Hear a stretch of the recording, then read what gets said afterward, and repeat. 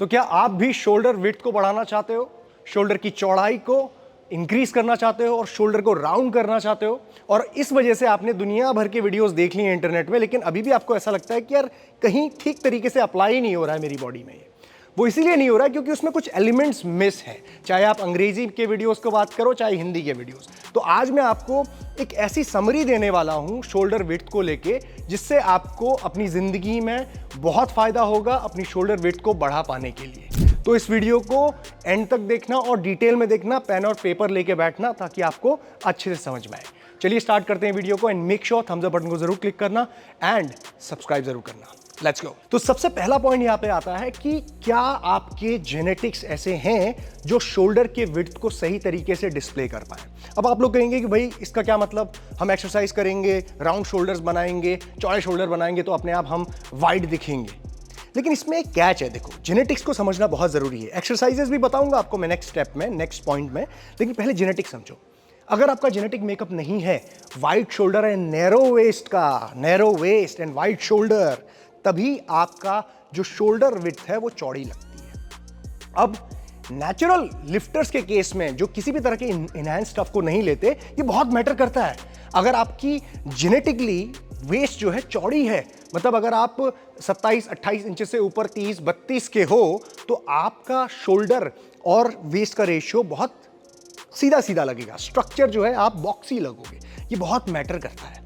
अगर आपका waste line पतला है और शोल्डर थोड़े बहुत भी डेवलप कर लिए ना, तो आप एकदम वाइड लगोगे, क्योंकि वो नैरो वेस्ट का इल्यूजन क्रिएट होता है। ये बहुत टेक्निकल है, लेकिन जो लोग भी ट्रेनिंग करते हुए जा रहे हैं, अभी 1-2 साल हो गए ना, तो उनको समझने में आने लग जाएगा कि मैं क्या कह रहा हूं। ठीक है, तो बहुत इंपॉर्टेंट है जेनेटिक मेकअप स्ट्रक्चर वाइज। ठीक है, अब चलो आप स्ट्रक्चर भी लेके आए हो, और अगर आपका थोड़ा बहुत उतना भी परफेक्ट स्ट्रक्चर नहीं है, नैरो वेस्ट उतनी भी नहीं है, लेकिन गेम चेंज वहां पे हो जाता है जब कोई इंसान स्टेरॉइड और फिर पीईडीज में जंप करता है। क्योंकि जब भी आप इस तरीके के एनहांस्ड लाइन में चलते हैं, तो वहां पे हर एक स्ट्रक्चर मसल का इंक्रीज होता है बहुत ही फास्ट रेट में, और उसकी वजह से आपका जो शोल्डर एरियाज है, जहां पे एंड्रोजन रिसेप्टर्स बहुत ज्यादा होते हैं, बहुत जल्दी ग्रो करता है शोल्डर डेल्ट वाला एरिया और चेस्ट वाला, अपर चेस्ट वाला area. So that's why you see even उनका वेस्ट लाइन उतना ज्यादा पतला ना हो, लेकिन जैसे ही वो इनहैंस स्टफ में जंप करते हैं, एकदम से चौड़े हो जाते हैं, एकदम से वाइड होते हैं। छोटा सा बंदा भी होगा, हाइट कम होगी,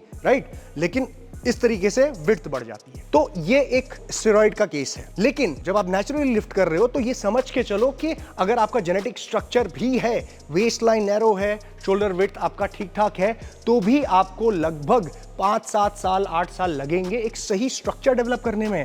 आपके शोल्डर का जो ये डेल्टॉइड वाला एरिया है ना, चारों तरफ से ग्रो करेगा, फ्रंट डेल्ट, आपका लेटरल डेल्ट, आपका रेयर डेल्ट, तब जाके राउंडनेस क्रिएट होती है, तब जाके विड्थ बनती है।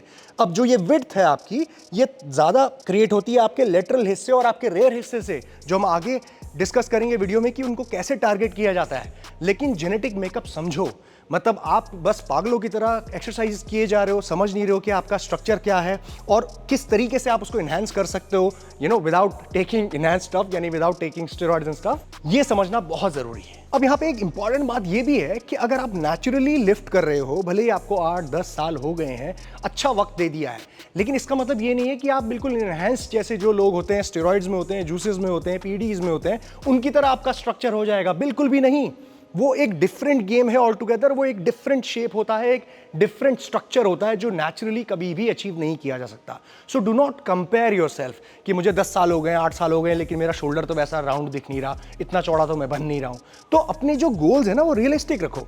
इंस्टाग्राम में किसी को देख रहे हो आप, पता नहीं आपको कि वो लेता है नहीं लेता है, सब लोग नेटी नेटी बोलते हैं अपने मुंह से, तो डू नॉट कंपेयर। आप डिसहार्टन हो जाओगे, आपको बहुत दुख होगा कि यार मैं इतनी मेहनत कर रहा हूं फिर भी नहीं पहुंच पा रहा, क्योंकि आप नहीं पहुंच पाओगे। ठीक है, so certain things are not meant for natural lifters. और जिसमें एक बहुत बड़ी चीज आती है, बहुत ही ड्राई शोल्डर विड्थ, क्रेजी, बहुत मसल मास के साथ। तो ये समझना, एक नेचुरल बॉडी जो है बहुत ही स्लो प्रोग्रेस होता है, और 8-10 साल बाद आपको नजर आता है कि ओह मसल मैच्योरिटी। तो अभी मैं जो ये 12-15 साल हो गए हैं, तो उसमें जो मसल मैच्योरिटी निकल के आती है जब लो बॉडी फैट परसेंटेज में होता हूं। अभी करंटली 12% के आसपास हूँगा, 12.5 के आसपास। जब मैं 10 से नीचे जाऊंगा, तब आप देखोगे तो शोल्डर ऐसा लगेगा कि यार ये इन्होंने अभी चालू कर दिया सामान लेना। ठीक है, क्योंकि वो मसल मेच्योरिटी निकल के आ गई है। एक एक फाइबर लाइंस आपको यहाँ पे दिखाई देगी शोल्डर्स में। मैं आपको साइड में दिखाऊंगा जब मैं कट डाउन करता हूँ 5, 6, 7% में, तो how my shoulder looks, how my abs look, मेरे चेस्ट के स्ट्राइएशंस कितने ज़बरदस्त नजर आते हैं, तो वो मसल मेच्योरिटी नजर आएगी। लेकिन फिर भी उस लुक में भी, उतने लो बॉडी फैट परसेंटेज में भी, इतने मसल मास को रखते हुए भी मैं वो क्रेजी स्टेरॉयड वाला लुक नहीं ला पाऊंगा, क्योंकि मसल मास मेरा उतना नहीं बचेगा। क्योंकि नेचुरल लिफ्टर जब भी कट डाउन करते हैं उस लेवल तक, they lose a bit of muscle too, और बहुत ही मुश्किल चीज है ये करना, ठीक है। तो समझना, सो रियलिस्टिक गोल सेट करो अपने शोल्डर विड्थ को लेके। एंड गाइस, वीडियो में आगे बढ़ने से पहले एक इंपॉर्टेंट बात, अगर आप लर्न करना चाहते हैं ट्रेनिंग को, न्यूट्रिशन को और सप्लीमेंटेशन को, तो मैं लेके आया हूं एक दुनिया का सबसे अफोर्डेबल कोर्स जो आप अभी हिमालयन स्टैलियन एकेडमी में कर सकते हैं, जिसमें मैं आपको 1 महीने के लिए 12 चैप्टर्स के जरिए हर एक कोर्स में खुद से पर्सनली सिखा रहा हूं कि कैसे आप अपना डाइट प्लान बनाते हो, कैसे आप अपना ट्रेनिंग प्लान बनाते हो, वॉल्यूम क्या है, इंटेंसिटी क्या है, कौन सी एक्सरसाइज पहले करनी चाहिए, कौन सी एक्सरसाइज करने से कौन सा मसल हिट होता है, सारी चीजें, प्लस सप्लीमेंट्स कैसे लेने हैं, प्री वर्कआउट में क्या लेना है, पोस्ट वर्कआउट में क्या लेना है, क्यों लेना है, कैसे ये चीजें काम करती हैं, सारी चीजें एक अफोर्डेबल कोर्स सिर्फ 1000 रुपीज में मैंने आप लोगों के लिए ये डिलीवर किया हुआ है। तो नीचे लिंक है, अगर आपको ऐसा लगता है कि इससे आपको फायदा पहुंचेगा तो चेकआउट करो, और नहीं लगता है तो कोई बात नहीं, ये वीडियो आगे देखो। सो सेकंड पॉइंट आता है यहाँ पे, always start your shoulder workout आपके लेटरल और रेयर डेल्ट से। अब देखो, ये बातें ना बताने वाली नहीं है वैसे, लेकिन ये समझदारी वाली बात है। अगर आप विड्थ देखते हो ना, वो कैसे डेवलप होगी, ये जो लेटरल हिस्सा है उससे, और रेयर हिस्सा उससे। अब काफ़ी सारे लोग ये सोचते हैं कि भाई हम लेटरल ग्रो करेंगे तो ऑटोमेटिकली विड्थ हमारी बढ़ जाएगी, ठीक है, यहाँ पे नजर आ, लेकिन एक्चुअली में ऐसा नहीं है। आपके रेयर डेल्ट का बहुत बड़ा रोल होता है आपकी विड्थ में। ये जो रेयर डेल्ट है ना, जो दिखाई दे रहा है ना पीछे वाला रेयर डेल्ट, ये हिस्सा भाई ये पूरा का पूरा यहाँ से आ रहा है। देखो, आपका लेटरल बस इतना छोटा सा है, रेयर ये बन रहा है पीछे से, ठीक है। अगर रेयर बड़ा होगा, खींचेगा, तो ऑटोमेटिकली विड्थ बड़ी होगी कि नहीं होगी। सो विड्थ में बहुत बड़ा रोल है आपके रेयर डेल्ट का भी। नाउ, जब आप डेल्ट का वर्कआउट प्रेसेस से नहीं, सीधा रेयर डेल्ट या फिर लेटरल से स्टार्ट करते हो, तो कौन सी एक्सरसाइज आपको पहले करनी चाहिए? अगर आप लेटरल से स्टार्ट करते हो तो बेंच में करो। इस तरीके से आप बेंच लगाना है, बहुत ज़्यादा सीधा भी खड़ा मत करना, सीधे से थोड़ा सा एक नीचे एंगल में, ताकि आप हल्का लीन कर पाओ आगे। ये मैंने पहले भी बताई है एक्सरसाइज है, और बहुत हैवी डंबल्स लेने की आपको ज़रूरत पड़ेगी नहीं इसमें। बहुत ही कंट्रोल्ड फॉर्म में आपको हल्का सा लीन फॉरवर्ड करते हुए इस तरीके से आपको लगाना है, ठीक है। अब जब आप ये परफॉर्म कर रहे हो ना, तो आप स्लाइटली लीन कर रखा है आपने, ऐसे सीधे नहीं खड़े हो, चीटिंग नहीं कर पाओगे आप इसमें, ठीक है। तो जब आप ये परफॉर्म कर रहे हो तो आप अपने लेटरल डेल्ट को देखो, पूरी तरीके से फुल कॉन्ट्रैक्शन है यहाँ पे, एंड आपने स्ट्रेच किया and then you come back. बहुत नीचे जाने की ज़रूरत नहीं है, यहाँ टकराने की ज़रूरत नहीं है इसको, ठीक है। Come, go down, come up, come up, ठीक है। ये बहुत ही बेहतरीन एक्सरसाइज है आपके लेटरल डेल्ट को टारगेट करने के लिए। अब जो लेटरल डेल्ट है और रेयर डेल्ट है, वो ऐसा नहीं है कि बहुत दूर दूर है। रेयर डेल्ट का कुछ हिस्सा आपके लेटरल में भी आता है, ये देखो, ये रेयर डेल्ट लेटरल में भी आ रहा है। अब इसको टारगेट करने के लिए कैसे करोगे? देखो, जब मैंने शोल्डर को ऐसे इंटरनली रोटेट किया ना, तो आपका लेटरल कैसे पॉप हो रहा है, देखो, और मैं यहाँ पे ऐसे पुल कर रहा हूँ तो लेटरल टारगेट हो रहा है, और साथ ही साथ रेयर डेल्ट भी टारगेट हो रहा है। अब मैं आपसे ये नहीं कहूँगा कि शोल्डर का इंटरनल रोटेशन करके आप लेटरल रेस करो, बिल्कुल भी नहीं। काफ़ी सारे लोगों को दिक्कत दे सकता है वो, ठीक है। तो वेट आप हल्का लगा लीजिए, और अगर वेट नहीं लेना है तो बिना वेट के भी कर सकते हो। ये हाथ है लेटरल में, कैसा रहता है लेटरल रेज में, यूँ। मैं चाहता हूँ कि हल्का सा ट्विस्ट करें, ताकि बहुत ज़्यादा इंटरनल रोटेशन भी ना हो और आपका काम भी बन जाए। तो आपको हल्का सा ट्विस्ट करना, इतना। डंबल चाहिए हाथ में तो डंबल ले लो, लाइट सी, ये हल्की सी, और आपको वही सेम लेटरल वाला मूवमेंट करना है, ठीक है, यूँ। अब आप देखेंगे कि आपका रेयर डेल्ट भी टारगेट हो रहा है और लेटरल का पीछे वाला हिस्सा भी टारगेट हो रहा है। सो वही हमें ज़्यादा डेवलप करना है, यूँ। दोनों हाथ से करना चाहेंगे तो ये बहुत ही लाइट डंबल। अगर आपको ऐसा लगता है कि हैवी हो रहा है, भाई मेरे 10-15 रेपिटेशन नहीं आ रहे, छोड़ दो इनको, ये, ठीक है, यूँ। नॉर्मल लेटरल रेस करने के बाद आप इसको एज अ सुपर सेट करना, और मैं आपको गारंटी देता हूँ कि आपका पूरा लेटरल का हिस्सा, ये रेयर डेल्ट का हिस्सा, ये पूरा का पूरा बर्न हो जाएगा। तो ये बहुत ही अच्छी एक्सरसाइज है, एक अच्छा कॉम्बिनेशन है। इसके बाद आप नॉर्मल रेयर डेल्ट को टारगेट करने के लिए प्रॉपर आप फेस पुल्स, रोप पुल्स भी कर सकते हैं, ठीक है, जो मैंने ऑलरेडी आपको बताया हुआ है। आपको ये डिस्प्ले यहाँ पे दिखाई दे रही होगी ये वीडियो। तो फेस पुल्स करिए। उसके बाद आप ड्रैग श्रग्स भी कर सकते हो, जो आपके रेयर डेल्ट को टारगेट करती है। बहुत ही अमेजिंग एक्सरसाइज है, ठीक है। उसके साथ साथ आप लेटरल को टारगेट करने के लिए केबल में भी लगा सकते हो, बिहाइंड, पीछे से, ठीक है, पीछे से पुल कर रहे हैं केबल को। और इसमें क्या है कि आपको स्ट्रेच थोड़ी ज़्यादा मिलती है, ये लेटरल को स्ट्रेच ज़्यादा मिलती है यूँ। तो बहुत ही अच्छी एक्सरसाइजेज हैं ये। एक्सरसाइजेज आप ऐड करिए, आपकी ओवरऑल विड्थ बढ़ेगी। नाउ अब आप कहेंगे कि भाई आपने फ्रंट डेल्ट को तो छोड़ दिया। बिल्कुल भी नहीं, फ्रंट डेल्ट को भी आप टारगेट करिए, क्योंकि ओवरऑल जो मास है ना वो आपका डेल्ट में फ्रंट से ही आएगा, क्योंकि इसमें आप ओवरलोड ज़्यादा ले पाते हैं। सो फ्रंट डेल्ट को आप ऐसा है तो लास्ट में ट्रेन करो, जब आप पूरी तरीके से रेयर और लेटर को टारगेट कर लेते हैं। ऑलराइट, सो ये सारी एक्सरसाइज आपने करनी है। नाउ इसी थोड़ी सी लाइटिंग यहाँ पे बेटर है, तो आपको शोल्डर का जो पूरा का पूरा स्ट्रक्चर है वो बेटर नज़र आएगा। सी, ठीक है, रेयर डेल्ट भी आपको बेटर नज़र आएगा। So this is how lighting plays a very big role. Now exercises समझने के बाद अब तीसरा पॉइंट हमारा यहां पे आता है कि बॉडी फैट परसेंटेज का कम रखना। यानी कि अगर आप 10 से 12% के बॉडी फैट पे रखते हो, जो नेचुरली साल भर मेंटेन करना एक हद तक पॉसिबल है।